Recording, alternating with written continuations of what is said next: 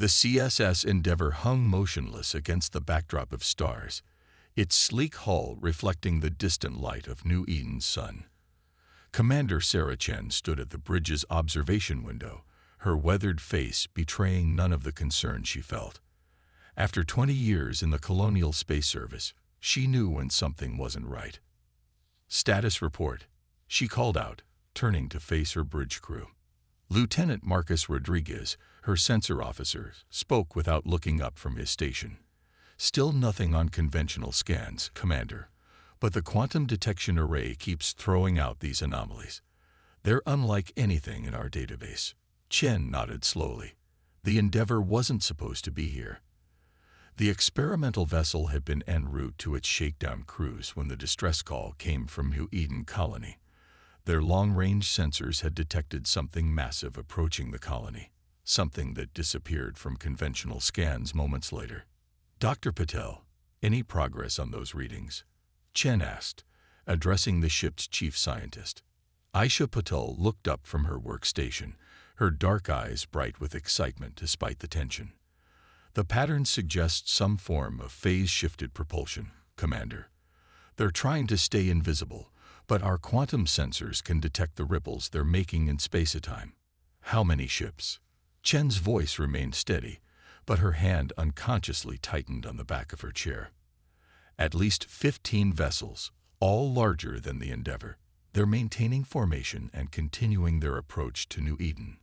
Rodriguez's voice carried a hint of fear. New Eden was home to over 50,000 colonists, including his own family.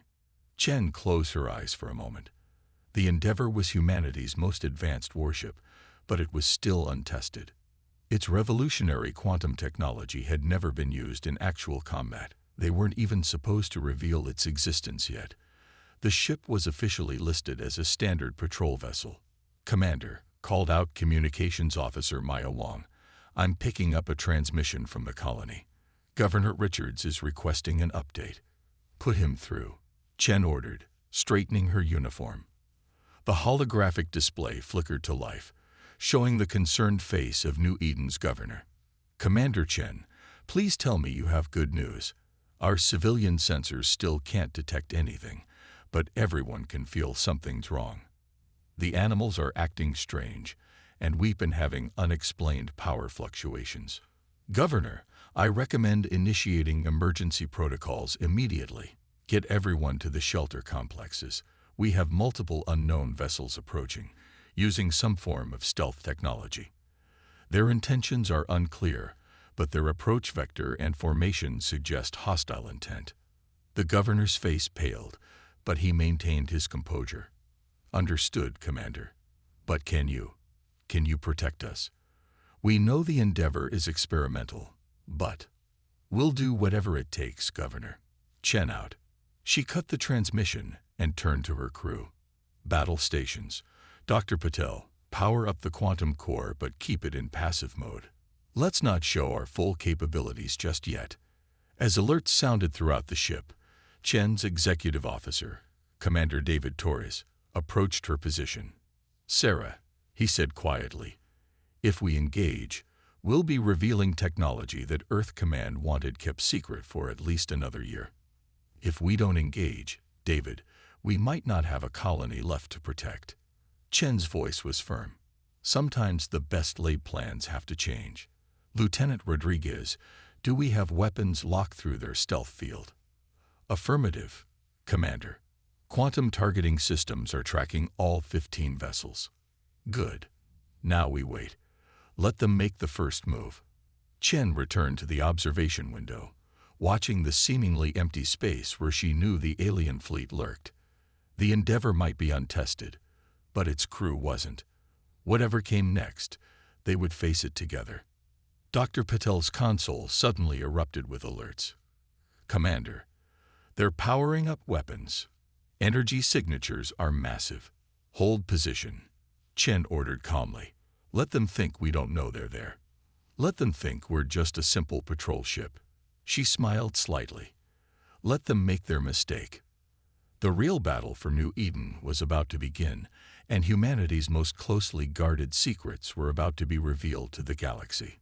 The alien fleet shimmered into visibility, their massive ships resembling obsidian arrowheads studded with pulsing crimson energy nodes. On the Endeavor's bridge, Commander Chen watched as 15 warships dropped their stealth fields, clearly confident in their overwhelming superiority.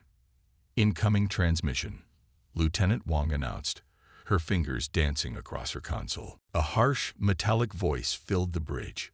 "Primitive vessel, this is War Master Kextil of the Diraxian Imperium.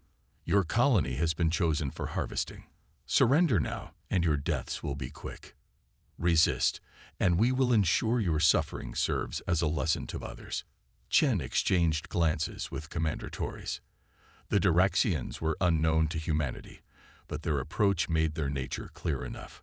"War Master," she replied evenly, "this is Commander Chen of the CSS Endeavor. We are unaware of any hostile actions by our colony that would warrant this aggression. I suggest you reconsider your position."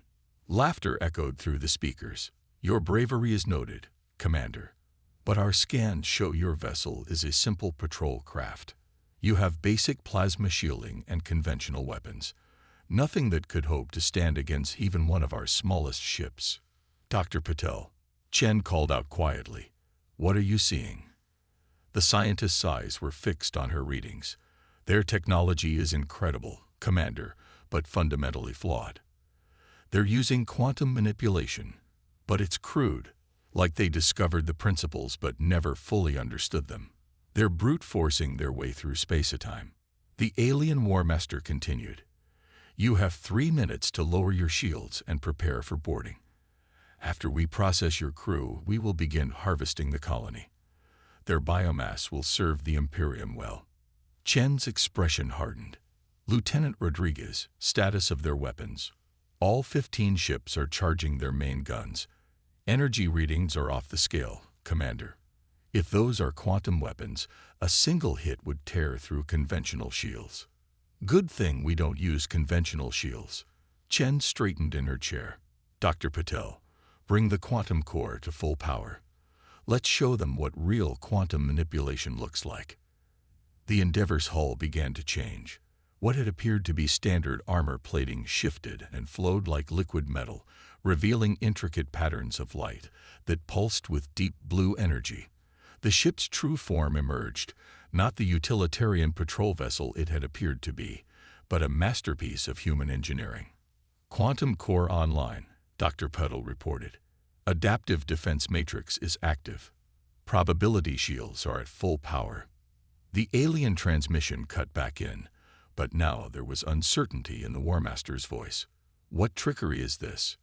What are you?" "We are humanity, War Master," Chen replied calmly. "And you're about to learn why it's unwise to judge by appearances. Dr. Patel, initiate quantum displacement field." The space around the Endeavor rippled as multiple reality states began to overlap. To the alien fleet's sensors, the human ship seemed to exist in several places simultaneously, making targeting impossible. "Impossible," the War Master snarled. "Open fire. Destroy that ship." 15 quantum beams lashed out simultaneously, each carrying enough power to shatter a small moon. They struck the Endeavor's probability shields and vanished, not deflected, not absorbed, but simply ceased to exist as the shields calculated infinite possible outcomes and chose the one where the attacks never connected. "Shield holding at 100%, Rodriguez reported with a grin. "Their weapons literally have zero probability of penetrating our defenses. Their quantum signatures are destabilizing," Dr. Patil added. "The energy feedback from our shields is disrupting their crude manipulation fields. They didn't account for this possibility." Chen leaned forward. "War Master, I'm going to make this simple. Your weapons cannot harm us. Your technology, while impressive, is fundamentally flawed. You have 2 choices: retreat immediately, or learn exactly how outmatched you truly are." Silence filled the bridge for a long moment. Then multiple energy spikes appeared on Rodriguez's display. "Commander, they're charging something bigger. All ships are linking their quantum fields." "They never learn," Chen sighed. Dr. Patel, prepare the quantum inversion cannon. Let's show them what happens when you try to harvest a species that's more advanced than you thought. The real demonstration of humanity's power was about to begin, and the Duraxian Imperium was about to learn a costly lesson about making assumptions. The space between the Endeavor and the Duraxian fleet writhed with quantum distortions as 15 warships poured their combined power into a single devastating attack. On the bridge, Commander Chen watched the energy readings climb beyond anything humanity had previously encountered. Analysis. Dr. Patel. Chen's voice remained steady despite the impressive display before them. They're attempting to create a quantum singularity, Patel responded, her fingers flying across her console. By combining their ship's power, they're trying to tear open a hole in space-time itself. Crude, but effective. Against anyone else, it would be apocalyptic. Commander Torres moved to Chen's side. Sarah, even with our shields, a quantum singularity would be devastating, yes. Chen nodded. But they've just made a critical mistake.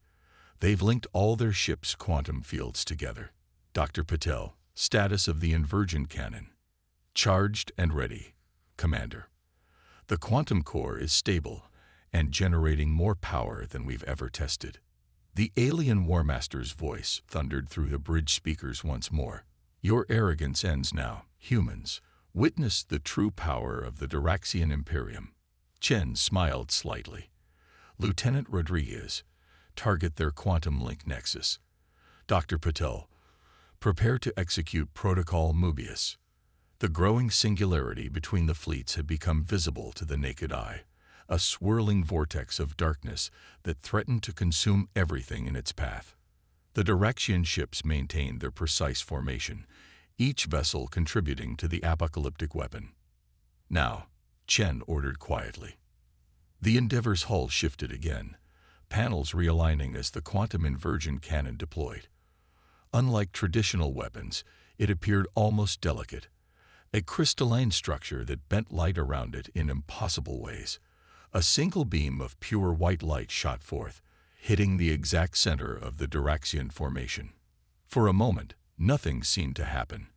Then reality itself seemed to hiccup. Quantum inversion successful, Patel called out triumphantly. Their linked fields are collapsing.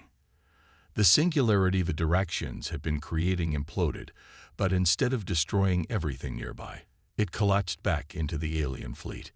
Their linked quantum fields, meant to channel the weapon's power outward, instead turned inward. 15 mighty warships found themselves being pulled together by their own weapon. By the eternal void, the War Master's voice was filled with panic. What have you done? We've shown you the difference between understanding quantum mechanics and merely using them, Chen replied calmly. Your ships are linked. You can't escape unless you completely shut down your quantum systems, including your weapons and shields. The Duraxian fleet struggled against the growing gravitational forces, their hulls groaning as they were inexorably pulled together. Energy arcs crackled between their ships as their quantum fields tore themselves apart. Commander, Torres warned, if they don't power down soon, their reactors will breach. Chen opened the channel again.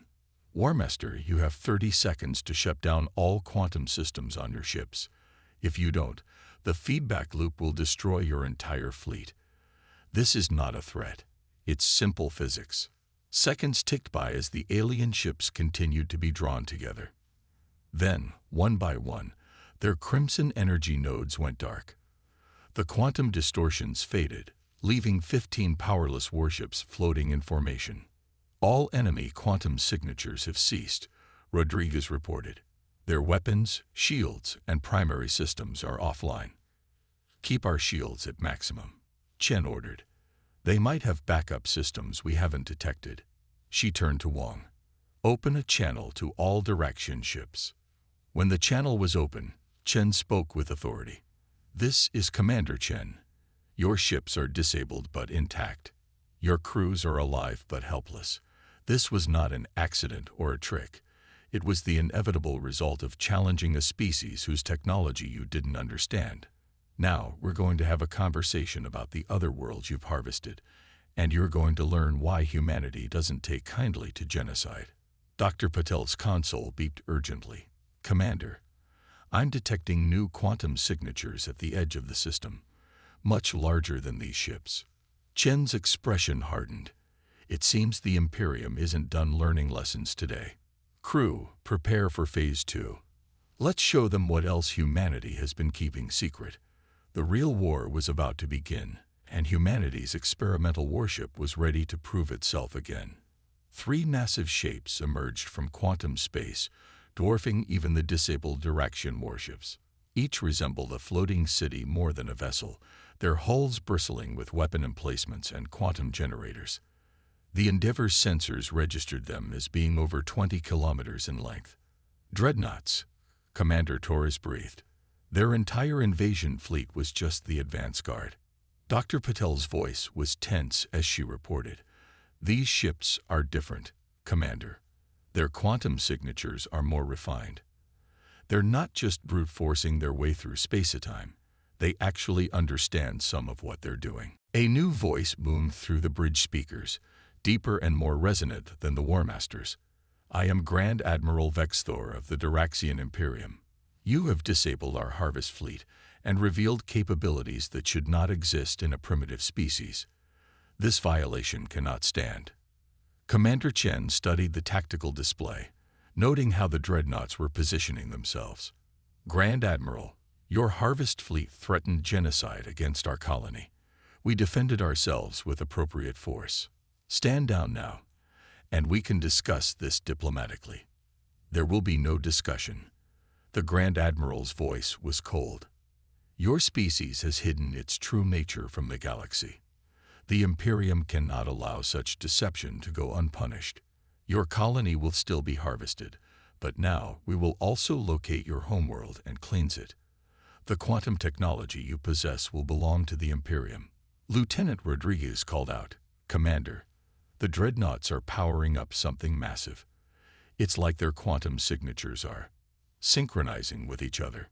They're creating a quantum resonance field. Dr. Patel explained, her eyes wide. If they complete the synchronization, they could tear apart the fabric of space itself. Not just here, the cascade effect could reach all the way to New Eden. Chen's mind raced through options. The Endeavor's quantum inversion cannon had worked on the smaller ships, but these dreadnoughts were clearly better shielded and more advanced. They needed something new, something unexpected. Dr. Patel, she said quietly, what would happen if we inverted our own quantum core? The scientist's head snapped up. Commander, that's never been tested. The calculations suggest it could create a quantum mirror state, but the stress on our systems would be enormous. We could lose the ship, but it would work. Theoretically, yes. Their resonance field would be reflected back at them, amplified by our own quantum field. But Commander, the power requirements. Chen turned to her executive officer. David, get me a secure line to New Eden. Tell them to power up their emergency quantum dampeners, all of them. Torres's eyes widened as he understood her plan. The colony's dampeners aren't meant for offensive use. No, but combined with what we're about to do, they might be enough. Chen stood, addressing her crew. What we're about to attempt has never been done before. It's probably impossible. But that's what they said about quantum shielding and about humans reaching the stars. The Diraxians think they understand quantum mechanics. Let's show them what happens when humanity really pushes the boundaries. The dreadnought's quantum resonance field was becoming visible, a web of purple-black energy connecting the massive ships. Inside that web, space itself began to twist and distort. All hands, Chen called out, this is the commander.